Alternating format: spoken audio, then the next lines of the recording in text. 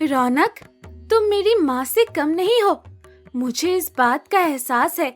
माँ ने मुझे बताया था कि मैं तुम्हारा दूध पी के ही बड़ी हुई हूँ। तो क्या हुआ, आज बापू और माँ तुम्हारा एहसान भूल गए हैं, पर मुझे इस बात का पूरा एहसास है। बैलपुर गांव में हिंगा नाम का एक चरवाहा रहता था, जिसके पास 3 बकरियां थी, जिनका नाम सीधी, बुद्धि और रौनक था। सीधी और बुद्धि दोनों जवान बकरियां थीं और रौनक बेचारी बूढ़ी और कमजोर बकरी थी। हिंगा के घर में उसकी पत्नी निर्मला और बेटी चंदा थी। हिंगा की बेटी चंदा को रौनक के साथ बाकी बकरियों के मुकाबले ज्यादा लगाव था। माँ, मेरा खाना हो गया बस। बेटा, तुम्हें कितनी बार समझाया है, खाना हमेशा पूरा खाया करो। तुम हमेशा उस रौनक के बहाने ज्यादा खाना लेती हो, बाद में बोल देती हो पेट भर गया है, और आधा खाना उस बूढ़ी बकरी को जाके देती हो। बेटा, क्या हम उसे चारा नहीं देते? फिर क्यों तुम ऐसा करती हो? अगर खिलाना पिलाना है तो बुद्धि और सीधी को खिलाओ ना, जहाँ से कुछ फायदा भी हो रहा हो। माँ बापू, आपको पता है मुझे रौनक से कितना प्यार है। आप मना भी करोगे तब भी मैं उसे खिलाऊंगी पिलाऊंगी, और सीधी और बुद्धि को खिलाने पिलाने के लिए आप हो ना। दरअसल रौनक अब बहुत बूढ़ी हो गई थी और वो कमजोर भी बहुत थी। इस वजह से उसकी कदर भी कम हो गई थी। जब रौनक जवान थी तब वो खूब दूध देती थी और उसी का दूध पी के चंदा भी बड़ी हुई थी, पर मालिक और मालकिन अब उसका ये एहसान भूल चुके थे। रौनक अब कुछ भी खाती पीती तो उसके शरीर को लगता ही नहीं था। ऊपर से मालिक उसे सूखा ही चारा खिलाते थे। वही सीधी और बुद्धि खूब जवान थी, दूध भी देती थी। उनके दूध की वजह से हिंगा का घर चलता था। फिर एक दिन की बात है। अरे प्रणाम सरपंच साहब, आइए आइए। कैसे? प्रणाम हिंगा, कैसे हो? मैं ठीक हूँ मालिक, आप बताइए कैसे आना हुआ, और आप इतना परेशान क्यों लग रहे हैं? क्या बताऊं हिंगा, बहुत ही दुविधा में हूँ। मेरी पत्नी बहुत ही बीमार है, उसे हृदय रोग है, बहुत बड़ी गंभीर बीमारी है। बहुत पैसा खर्च किया लेकिन कोई फायदा नहीं हुआ। डॉक्टरों का कहना है कि उसे अगर बकरी का दूध हर रोज पिलाया जाए तो वो ठीक हो सकती है, और यहाँ दूर दूर तक बकरी का दूध तुम्हारे अलावा किसी के पास नहीं है। क्या तुम मेरी पत्नी को बचाने में मेरी इतनी सी मदद नहीं करोगे? मुझे अपनी घर की बकरी का दूध नहीं दोगे? लेकिन मालिक, मेरे घर का दूध पहले से ही किसी के घर में जा रहा है, मैं आपको कैसे दे सकता हूँ? मुझ पे मेहरबानी करो, मैं तुम्हें डबल भाव दूंगा दूध का, पर इनकार ना करो। डबल भाव सुन के हिंगा सोच में पड़ जाता है। ठीक है सरपंच साहब, बात आपकी पत्नी की जान की है तो मैं आपको दूध देने को तैयार हूँ। आप रोज आके मेरे घर से दूध ले जाइए। बहुत बहुत धन्यवाद तुम्हारा। अरे वाह जी, ये तो हमारी चांदी ही चांदी है। दूध अब डबल भाव में बिकेगा। सीधी और बुद्धि तो हमारे लिए सोने का अंडा देने वाली मुर्गी से कम नहीं है। हाँ निर्मला, तुम सही कह रही हो। आज से तुम सीधी और बुद्धि को और ज्यादा खूब खिलाया करो ताकि वो ज्यादा से ज्यादा दूध दें। ये सारी बातें पीछे खड़ी सीधी, बुद्धि और रौनक सुन रही थीं। सीधी और बुद्धि को ये सुन के खुद पे बहुत ही घमंड हो रहा था, और फिर वो रौनक को ताने सुनाने शुरू कर देती हैं। सुना बहन बुद्धि, तुमने मालिक क्या कह रहे थे? हमें और ज्यादा खिलाने पिलाने की बातें कर रहे थे। हाँ बहन, सुना। आखिर खिलाए पिलाए भी क्यों ना, हम दोनों मालिक के इतने काम जो आती है। नहीं तो इस बूढ़ी रौनक की तरह थोड़ी, जो किसी काम की नहीं है, ना अपने किसी काम की, ना मालिक के किसी काम की। तुम दोनों ऐसा क्यों कह रही हो? एक दिन तुम्हें भी यही आना है जहाँ आज मैं हूँ। एक दिन तुम्हें भी ये बुढ़ापा और कमजोरी देखनी है। जब मैं तुम्हारी तरह जवान थी, मैं भी बहुत सारा दूध देती थी। चंदा मेरा दूध पी के ही बड़ी हुई है। हाँ, देखो तो बूढ़ी हो गई है, पर अकड़ देखा अभी तक नहीं गई। मैं तो कहती हूँ तुम्हारा जीवन व्यर्थ है, किसी काम की नहीं हो तुम। हाँ, सीधी सही कह रही है। मुझे तो लगता है कुछ दिनों में मालिक तुमसे तंग आके तुम्हें कसाई को बेच देंगे। सीधी और बुद्धि की बातें रौनक को बहुत दुखी करती हैं। वो बहुत रोती है। रौनक का रोना देख के चंदा को बहुत बुरा लगता है। उसके माँ बाप रौनक के साथ जो कुछ भी कर रहे थे उसे बुरा लग रहा था। रौनक, तुम मेरी माँ से कम नहीं हो। मुझे इस बात का एहसास है। माँ ने मुझे बताया था कि मैं तुम्हारा दूध पी के ही बड़ी हुई हूँ। तो क्या हुआ, आज बापू और माँ तुम्हारा एहसान भूल गए हैं, पर मुझे इस बात का पूरा एहसास है। मैं तुम्हें कुछ नहीं होने दूंगी, और कोई तुम्हारा ख्याल रखे ना रखे, मैं रखूंगी और खुद से कभी दूर नहीं जाने दूंगी। तुम मेरे लिए माँ से कम नहीं हो। बस इस तरह से हिंगा के घर से रोज बकरियों का दूध सरपंच के घर उनकी बीवी के लिए जाने लगा। सीधी और बुद्धि इस बात से अपने ऊपर खूब मान करती और रौनक का मजाक उड़ाती थी। साथ ही हिंगा और उसकी पत्नी डबल भाव में दूध बेच के बहुत खुश थे। सुनिए जी, मैं तो कहती हूँ हम लोग इस रौनक को जो सूखा चारा खिला रहे हैं वो भी बर्बाद कर रहे हैं। ना तो ये दूध देती है, ना ही अब इसे खिलाने का फायदा है। इसके शरीर को लगता ही नहीं, बूढ़ी हो गई है और दुबली पतली भी देखो कितनी है। हाँ, कह तो तुम सही रही हो। मैं भी कुछ सोच रहा था बड़े दिन से। जब हमें बकरियों का दूध बेच के इतना फायदा हो रहा है तो एक बकरी दूध देने वाली और खरीद लेते हैं। ऐसा करते हैं, कल ही रौनक को कसाई को बेच के उन पैसों में कुछ और पैसे डाल के एक बकरी और खरीद लेते हैं। कसाई भी इस बूढ़ी बिन मांस वाली बकरी की आधी कीमत देगा। हाँ जी, आप सही कह रहे हैं। पीछे खड़ी रौनक उनकी सारी बातें सुन लेती है। उसे बहुत दुख होता है और फूट फूट के रोने लगती है। सोचती है जब वो दूध देती थी तब उसकी कितनी कदर थी। आज वो बूढ़ी और कमजोर हो गई है तो उनके किसी काम की नहीं रही और उसे कसाई को बेच रहे हैं। माँ बापू, ये क्या कर रहे हैं आप? मैं रौनक को कसाई को नहीं बेचने दूंगी। आप भूल गए उसके एहसान। उसी का दूध पी के बड़ी हुई हूँ मैं। आप ही तो सुनाया करती थी ना मुझे। फिर आज इतने खुदगर्ज कैसे बन गए आप? अगर बेचना ही था तो किसी आम इंसान को बेच देते। आप तो उसे मारने के लिए कसाई को सौंप रहे हैं। कसाई को ना बेचे तो किसको बेचे? कौन लेगा इस बूढ़ी कमजोर बकरी को? कम से कम कसाई थोड़े पैसे तो दे रहा है ना इसके। हाँ बेटी, आज हर कोई अपना फायदा देखता है। इस बकरी से किसी को फायदा नहीं है, इसलिए इसे कसाई को बेच रहे हैं और यही होता रहेगा बेटी।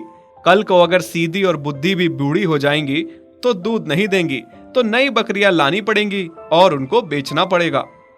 ये सुन के सीधी और बुद्धि की आंखें खुल जाती हैं कि आज हम रौनक की बेबसी और बुढ़ापे का मजाक उड़ा रहे हैं, कल मालिक हमारे साथ भी ऐसा ही करने वाले हैं। दोनों एक दूसरे को देखती हैं और बहुत परेशान हो जाती हैं। दूसरी तरफ चंदा जिद पे आ गई थी कि वो रौनक को बेचने नहीं देगी। मैं तो सुबह यहाँ से चली जाऊंगी। मालिक मुझे कसाई को सौंप रहे हैं, पर मेरे जाने के बाद तुम दोनों अपना ख्याल रखना, क्योंकि जो आज मेरे साथ हुआ वो कल तुम्हारे साथ भी हो सकता है। इंसान बस फायदा देने वाली चीज को रखते हैं। माफ करना रौनक, हमने तुम्हारी बेबसी और बुढ़ापे का बहुत मजाक उड़ाया, जबकि हम ये भूल गई थी कि एक दिन हमने भी बुढ़ापे में आना है। तब शायद हमारे साथ भी ऐसा हो सकता है। मालिक हमारे साथ भी यही कर सकते हैं। हाँ रौनक, सीधी सही कह रही है। आज तुम्हारे साथ हो रहा है, कल हमारे साथ होगा। मुझे बहुत बुरा लग रहा है तुम्हारे लिए। काश कोई चमत्कार हो जाए और मालिक का मन बदल जाए, वो तुम्हें ना बेचे। मेरे साथ तो वही होगा जो ऊपर वाले ने लिखा है और जो मालिक ने सोचा है। अगले दिन सुबह कसाई रौनक को आके ले जाता है। ये देख के सीधी और बुद्धि बहुत दुखी थी। रौनक को ले जाता देख चंदा से बर्दाश्त नहीं होता और वो रौनक से जाके लिपट जाती है, उसे रोकने की कोशिश करती है। छोड़ बेटी, इसे छोड़ दे, जाने दे। हाँ चंदा, छोड़ दे, जाने दे। देखना बेटा, अभी तुम्हें उससे लगाव है, इस वजह से तुम उसके लिए दुखी हो, पर कल तक तुम सब भूल जाओगी। नहीं बापू, मैं रौनक माँ को नहीं जाने दूंगी। रौनक भी चंदा को छोड़ के जाना नहीं चाहती थी, पर माँ बाप चंदा को जबरदस्ती रौनक को छोड़ने को कहते हैं और रौनक को बेच देते हैं। चंदा रोती रहती है। इसी तरह चंदा बेहोश हो जाती है। चंदा को इतना बुखार हो जाता है कि उसे होश ही नहीं आ रहा था। चंदा को बहुत सारे वैद्यों को दिखाया जाता है, पर वो ठीक नहीं होती। फिर एक दिन वैद्य बताते हैं कि चंदा की बीमारी का इलाज बस वही बकरी है, आप उसे वापस ले आइए जिसे ये अपनी माँ समझती है। निर्मला, एक ही तो बच्ची है हमारी, जिसके लिए हम इतना सब कुछ कर रहे थे। अगर वो ही नहीं रहेगी तो हमारा जीवन व्यर्थ है। हाँ जी, आप सही कह रहे हैं। अगर रौनक में हमारी बच्ची की जान बसती है तो आप जल्दी से जाइए और रौनक को वापस ले आइए, इससे पहले कसाई उसे काट दे। तुम सही कह रही हो। हिंगा रौनक को वापस घर ले आता है। चंदा जैसे ही रौनक को देखती है तुरंत होश में आ जाती है और खुशी से पागल हो जाती है। रौनक के गले लग जाती है। रौनक की आंखों में भी आंसू थे। वो भी चंदा से वापस मिलके बहुत खुश थी। वो भी चंदा को माँ की भांति गले से लगा लेती है। नीली उसे बहुत रोकने की कोशिश करती है, पर वो नीली को धक्का देके पेड़ काटने लगता है। तभी वहां शेर आ जाता है और कालू की खूब पिटाई करता है। नीली ने अब अपने बच्चे के साथ अपनी अलग दुनिया बसा ली थी और वो अपने बच्चे के साथ बहुत खुश थी। अपनी गुजर बसर करने के लिए वो रोज शाम के समय टमाटर का ठेला लगाती थी और टमाटर बेचती थी। साथ में उसकी अपनी टमाटर की खेती थी। दिन में अपनी खेती में टमाटर चुन के लाती और शाम को ठेले पर बेच देती।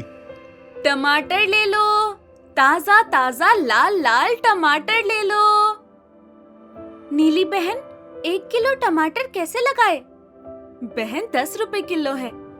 2 किलो ले जाओ बहन, बहुत बढ़िया टमाटर है, अपनी खेती के हैं। ऐसे टमाटर कहीं भी नहीं मिलेंगे। हाँ बहन, तुम सही कह रही हो। तुम देती ही इतने अच्छे और सस्ते टमाटर हो, तभी तो सभी तुमसे ही लेना पसंद करते हैं। 2 किलो मुझे भी दे दो। हाँ हाँ, मुझे भी। बस इसी तरह शाम तक नीली के सारे टमाटर बिक जाते थे। नीली के सामने एक और ठेले वाला था। वो भी टमाटर बेचने का काम करता था, जिसको नीली के काम से बहुत जलन होती थी, क्योंकि वो बाकियों को नीली के मुकाबले महंगे दाम पे टमाटर बेचता था। इसी वजह से उसके टमाटर बहुत कम बिकते थे। इस नीली का तो कुछ करना ही पड़ेगा। जब से आई है सारे ग्राहक इसी ने खींचे हैं। माँ, सभी बच्चे मुझे चिढ़ाते हैं कि तेरे बाबा नहीं हैं। क्या मेरे बाबा नहीं हैं माँ? कहाँ है मेरे बाबा? बेटा टिंगू, तू ज्यादा सोचा ना कर मेरे बच्चे। लोगों का तो काम ही होता है बातें करना। तू बस अपनी पढ़ाई पे ध्यान दे। तुझे पढ़ लिख के मेरा नाम रोशन करना है ना? हाँ माँ। बस फिर लोगों की बातें ना सुना कर। तेरे बाबा बहुत दूर हैं अभी, बहुत जल्दी आ जाएंगे। सच में बाबा आएंगे? दरअसल नीली भी नहीं चाहती थी कि उसके बाप का साया टिंगू पर पड़े, क्योंकि उसके पति शेरा और सास ने उस पे जो अत्याचार किए और बाद में दूसरी शादी कर ली और नीली को मारने की तरकीब बनाई। उसके बाद वो नहीं चाहती थी कि उसके बच्चे पे उसका साया पड़े। वो अकेले ही अपने बच्चे को पालने में खुश थी, पर दूसरी तरफ शेरा पश्चाताप की आग में जल रहा था। उसने जो कुछ भी नीली के साथ किया था, उसके लिए वो बहुत शर्मिंदा था। तो तुम दोनों माँ बेटे ने क्या सोचा था? मैं आते ही तुम्हारी नौकरानी बन जाऊंगी? मेरे मायके में 10-10 नौकर घूमते थे मेरे आगे पीछे, और तुम लोग इतने गरीब हो कि एक नौकर भी रखने की औकात नहीं है तुम्हारी। और ये बुढ़िया कोई काम क्यों नहीं करती? देखा बेटा, कैसे बोल रही है तेरी बहू। मैं हमेशा नीली को गलत समझती रही, उसे भला बुरा कहती रही, पर उसने कभी जुबान तक ना लड़ाई, और ये क्या कुछ नहीं कहती है। पर माँ, आप ही को तो नीली गलत लगती थी। बस एक बच्चा ना होने की वजह से कितना सताती थी आप उसे, और मुझे भी भड़का भड़का के उसके खिलाफ कर दिया था। आपके साथ मिलके मैं भी उसको मारता था। यहाँ तक कि आपने मुझे दूसरी शादी के लिए मजबूर भी किया। हाँ बेटा, मुझे माफ कर दे। मैंने बहुत गलत किया उसके साथ। बस बेटा, मरने से पहले मैं अपने कुछ पाप कम करना चाहती हूँ। तू कैसे भी करके नीली को ढूंढ के घर ले आ। कहाँ ढूंढूं मैं उसे? आखिर कहाँ होगी मेरी नीली? कालू को पता लगता है कि टमाटर के भाव बहुत बढ़ गए हैं। वो सोचता है कि अब तो नीली बहुत पैसे कमाएगी, क्योंकि सभी ग्राहक उसी के पास जाते हैं। मुझे नीली के टमाटर की खेती को उजाड़ना होगा, ताकि जो भी ग्राहक हैं सब मेरे पास आएं और मैं टमाटर का डबल भाव बता के खूब पैसे कमाऊं। और उसकी खेती को बर्बाद करने का काम मुझे आज रात को ही करना होगा। दूसरी तरफ शेरा नीली को जगह जगह तलाशता है। तभी उसका दोस्त उसे आके बताता है कि उसने नीली को देखा है और साथ में उसके बच्चे को भी। क्या तुम सही कह रहे हो? तुमने नीली को देखा है और मेरा बच्चा भी है। फिर वो मेरे पास बच्चा लेकर क्यों नहीं आई? हाँ, सच भी है। कैसे आती? मैंने कौन सा उसके साथ अच्छा किया जो वो लौट के मेरे पास आती? कितना सताया है मैंने उसको। उधर कालू रात में नीली के सारे टमाटरों की खेती को उजाड़ देता है। सभी टमाटर बर्बाद कर देता है। जब सुबह नीली टिंगू को स्कूल छोड़ के खेतों से टमाटर लेने जाती है, तभी शेरा रास्ते में उसे मिलता है। शेरा, तुम यहाँ कैसे? तुम्हें यहाँ का पता किसने दिया? मुझे माफ कर दो नीली। मुझे अपनी गलती का एहसास हो चुका है। मैंने तुम्हारे साथ बहुत गलत किया। मैं तुम्हें और अब अपने बच्चे को लेने आया हूँ, और मैंने दूसरी पत्नी भूमि को भी छोड़ दिया है। चलो, अब घर चलो। अच्छा, अब तुम्हें गलती का एहसास हो रहा है। जब मेरे साथ इतना गलत किया तब नहीं दिखा तुम्हें? मैं तुम्हारे बिना अपने बच्चे के साथ बहुत खुश हूँ। चले जाओ तुम यहाँ से। नीली वहां से चली जाती है, पर शेरा नीली को मनाने के लिए हार नहीं मानता। उसे पता था उसने बहुत गलत किया है, पर एक न एक दिन वो नीली को मना ही लेगा। फिर जब नीली खेत पहुंचती है तो वो देखती है कि सारी खेती बर्बाद हो चुकी है। टमाटर बर्बाद हो चुके हैं। हाय, ये कैसे हुआ? किसने किया? मेरे सारे टमाटर बर्बाद हो गए। अब मैं क्या करूंगी? कैसे अपना और अपने बच्चे का पेट पालूंगी? तभी एक टमाटर देखता है कि नीली रो रही है, तो वो टमाटर जादुई टमाटर के पेड़ में बदल जाता है। नीली ये सब देखकर हैरान रह जाती है। वो पेड़ से 2 टमाटर उतारती है और उसकी जगह 2 और टमाटर उगाते हैं। हाँ? ये क्या हो रहा है? लगता है ये जादुई पेड़ है, पर ये कैसे हो गया? हाँ, मैं जादुई पेड़ हूँ।